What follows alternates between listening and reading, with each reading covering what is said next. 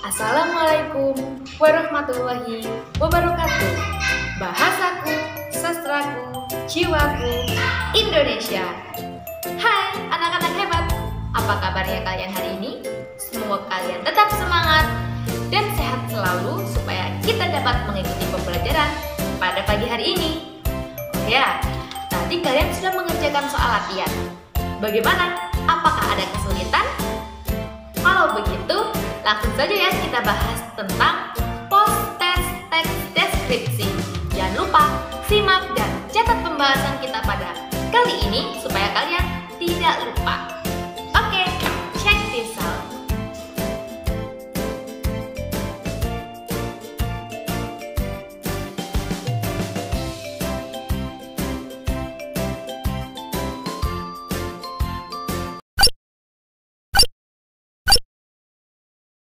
Nomor 1. Menurutmu, apakah teks di atas termasuk dalam jenis teks deskripsi? Jawabannya adalah ya, karena teks berisi penggambaran lokasi dan suasana pengalengan secara detail. Dalam hal ini, teks deskripsi adalah teks yang bertujuan menggambarkan objek secara rinci. Hal tersebut dapat dilihat pada kalimat kedua. Kontur daerah pengalengan ini adalah perbukitan sehingga berhawa sejuk dan banyak terhampar perkebunan teh yang indah. Pemandangan dan udara yang masih asri membuat Anda akan merasa nyaman berlama-lama ada di sini. Nomor 2. Berikut ini merupakan pernyataan seputar teks deskripsi, kecuali pernyataan pertama, menginformasikan kepada pembaca mengenai suatu objek dengan cara menggambarkan secara detail. Benar. Pernyataan 2, menggunakan kalimat ringkas garis besar informasi dari suatu objek. Salah. Pernyataan ketiga, menimbulkan kesan panca indera kepada pembaca. Benar. Pernyataan keempat, melaporkan hasil pengamatan ilmiah kepada pembaca. Salah. Pernyataan kelima, teks yang bertujuan untuk memerinci sebuah objek kepada para pembaca. Benar. Mengapa disebut dengan teks deskripsi atau pernyataan tersebut benar? Karena ciri teks deskripsi yang pertama adalah berisi penggambaran secara rinci mengenai sebuah objek. 2. Menggunakan kalimat yang membuat pembaca seolah-olah melihat, mendengar, atau merasakan. Jadi, teks deskripsi adalah teks yang menggambarkan sebuah objek, bukan pengamatan ilmiah. Penggambaran objek tersebut dirincikan dengan kalimat yang sangat detail sehingga dapat membuat pembaca seolah-olah melihat, mendengar, atau merasakan.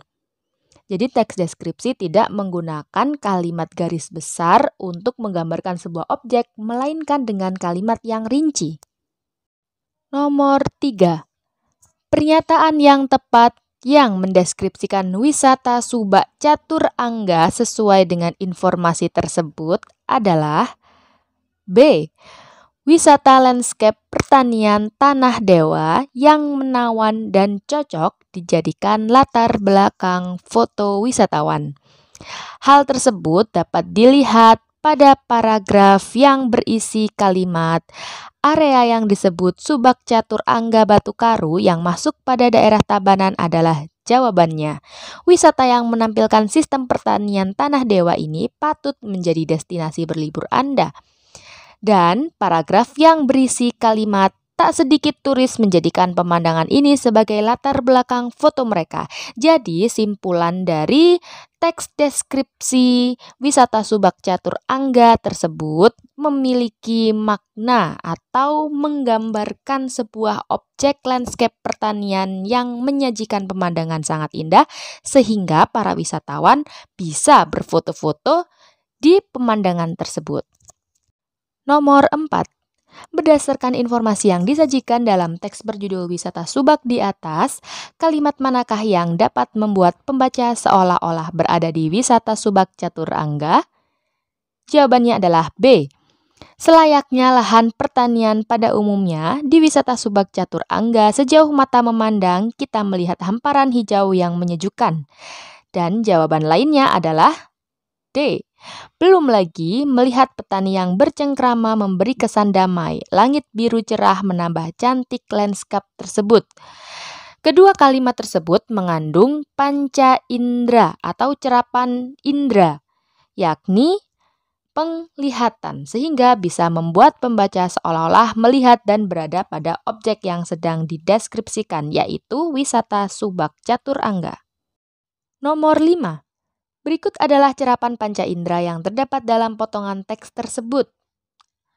Jawabannya adalah A. Pendengaran dan D. Penglihatan.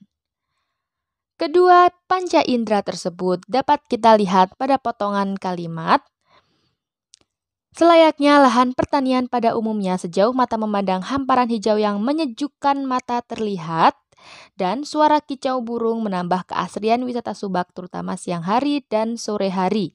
Hal tersebut dikarenakan kedua kalimat menggunakan cerapan panca indera yakni berupa memandang hamparan hijau, menyejukkan mata, dan suara kicau burung menambah keasrian wisata Subak.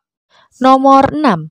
Struktur teks yang terdapat dalam teks deskripsi tersebut adalah A. Identifikasi. Mengapa bisa termasuk dalam struktur identifikasi?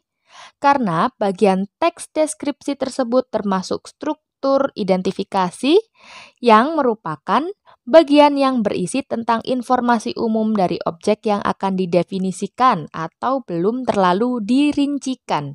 Paragraf tersebut berisi informasi umum Pantai Ranca Buaya yang indah dan terletak di Desa Purbayani, Garut. Nomor 7. Objek yang dideskripsikan dalam wacana di atas adalah D. Pantai. Paragraf tersebut mendeskripsikan objek berupa pantai, meski yang disoroti adalah fasilitas-fasilitas pantai, namun topik utama yang sedang dideskripsikan adalah pantai. Kita bisa melihat pada kalimat pertama, yakni pantai ini belum banyak diketahui oleh para wisatawan karena memang pengelola masih kurang gencar melakukan promosi. Jadi, kita memusatkan pada kalimat awal yang memiliki topik pembahasan adalah pantai, bukan fasilitas, bukan gencar, ataupun promosi. Nomor 8. Kalimat bercetak miring pada puisi tersebut mendeskripsikan tentang keadaan rumah tokoh. Mengapa bisa mendeskripsikan keadaan rumah tokoh? Kita bisa melihat pada bait kedua, yakni pada kalimat kalau di hari Minggu engkau datang ke rumahku, aku takut anak-anakku, kursi-kursi tua yang di sana, dan meja tulis sederhana dan jendela-jendela yang tak pernah diganti kainnya, semua padamu akan bercerita tentang hidupku di rumah tangga. Teks deskripsi tersebut memiliki pola penyajian berupa menjadi bagian dari teks puisi. Deskripsi tersebut tampak pada bait kedua yang secara denotasi atau makna sesungguhnya memiliki penggambaran keadaan rumah tokoh aku dengan adanya perincian benda-benda di dalam rumahnya, yakni berupa kursi, meja tulis, jendela-jendela, ataupun kain pada jendela. Nomor 9. Jika dilihat dari maknanya, kalimat bercetak miring tersebut termasuk dalam jenis teks deskripsi. Jawabannya adalah B. Objektif. Karena pada teks tersebut mendeskripsikan benda-benda yang terdapat dalam rumah tokoh aku tanpa menambahi kesan atau pendapat dari tokoh aku ataupun penulis. Nomor 10.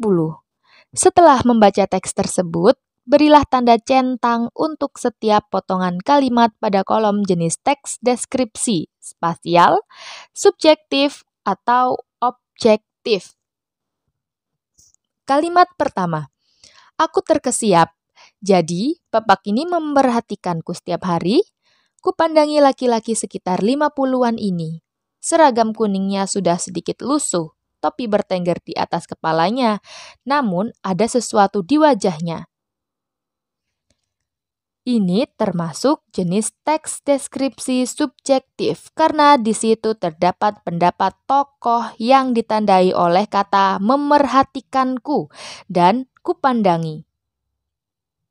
Pernyataan kedua, Bapak itu terlihat sangat ramah. Tak jarang ia menyunggingkan senyum, binar matanya yang sayu mengingatkanku pada sosok bapak yang meninggal 5 tahun silam. Teks deskripsi tersebut termasuk jenis teks deskripsi subjektif. Hal itu bisa kita lihat pada kalimat binar matanya yang sayu mengingatkanku pada sosok bapak yang meninggal 5 tahun silam. Pernyataan ketiga. Setelah banyak berbicara, bapak-bapak itu kini kembali ke dalam bilik kedai kontainernya. Tempat itu berukuran 4 kali 4 meter dan terletak 2 meter di tempat dudukku saat ini. Teks tersebut termasuk jenis teks deskripsi spasial karena dapat memerinci ruangan atau sebuah tempat yang ditempati atau dideskripsikan oleh seorang bapak, dan ruangan itu berukuran 4 kali 4 meter dengan terletak 2 meter di depan tempat duduk tokoh aku. Pernyataan keempat. Kupandangi jalan raya yang hari ini tampak lebih ramai. Pengendara motor dan mobil berlomba saling mendahului. Suara klakson meramaikan beberapa detik awal setelah lampu hijau menyala.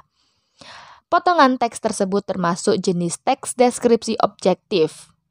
Hal itu kita bisa lihat karena penulis menggambarkan suasana jalan raya yang sangat ramai dengan digambarkan adanya para pengendara motor dan mobil berlomba saling mendahului dan juga adanya suara klakson yang meramaikan beberapa detik awal setelah lampu hijau menyala. Nomor 11. Penginderaan apakah yang terlihat dalam potongan teks deskripsi tersebut? Berikan cuplikan kalimat yang mendukung penginderaan tersebut. Jawabannya, indera penglihatan. Dengan cuplikan kalimat, di tempat ini Anda bisa melihat hamparan bunga abadi sambil menikmati sunrise. Kalimat yang melibatkan kesan panca indera bisa berupa perincian bentuk, warna, pemandangan, dan sebagainya. Sedangkan kesan penginderaan penglihatan bisa kita lihat pada kalimat bisa melihat atau memerinci dari warna, bentuk, pemandangan, dan lain sebagainya dari objek. Nomor 12. Berikut adalah sinonim dari kata takjub, kecuali jawabannya adalah D. Bingung. Dan juga F. Suka. Mengapa? Karena menurut KBBI, takjub bersinonim atau memiliki persamaan kata yakni tercengang, terpukau, kagum, terpesona. Nomor 13. Unsur kebahasaan yang terlihat dalam teks tersebut adalah A. Huruf kapital, dan C, kata depan di, ke, dari. Namun yang kita fokuskan adalah kata depan di. Kita bisa melihat pada kata setelah. Huruf kapital selalu digunakan pada awal kata atau awal kalimat. Kemudian digunakan pada nama negara, nama suku, nama provinsi, kabupaten, atau nama letak geografis lainnya. Dan kita bisa melihat kata depan di pada di Indonesia.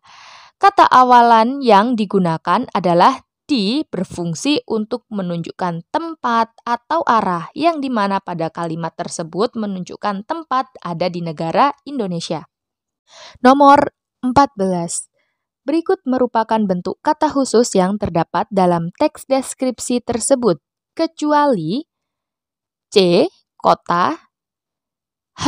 Jakarta, dan I. Surabaya. Hal ini dikarenakan kata khusus merupakan kata yang mengandung arti tertentu yang bisa menjadi bagian dari kata umum. Kata kota merupakan kata umum, sedangkan Jakarta dan Surabaya tidak termasuk kata khusus dalam teks tersebut karena teks tersebut hanya membahas kota-kota yang terletak di Jawa Barat. Nomor 15. Penulisan kata depan atau awalan berdasarkan kaidah kebahasaan yang tepat adalah B. Ritual sedekah bumi dilakukan di bawah pohon besar yang dianggap keramat oleh warga. Hal ini dikarenakan pada kalimat tersebut kita bisa memfokuskan pada kata dilakukan yang bisa kita lihat di sebagai imbuhan yang menunjukkan kata kerja pasif. Sedangkan kita bisa melihat kata depan atau awalan di pada kata di bawah pohon besar yang berfungsi sebagai menunjukkan tempat, waktu, atau arah yang dalam kata tersebut kita bisa melihat fungsi di sebagai penunjuk tempat. Kemudian kita bisa melihat pada kata dianggap yang merupakan fungsi di sebagai imbuhan. Alhamdulillahirabbil alamin. Kita sudah belajar lagi tentang teks deskripsi. Semoga apa yang kita pelajari dan apa yang Ustazah sampaikan dapat bermanfaat untuk kita semuanya. Jangan lupa pelajari kembali supaya selalu mengingat tentang materi teks deskripsi ya. Cukup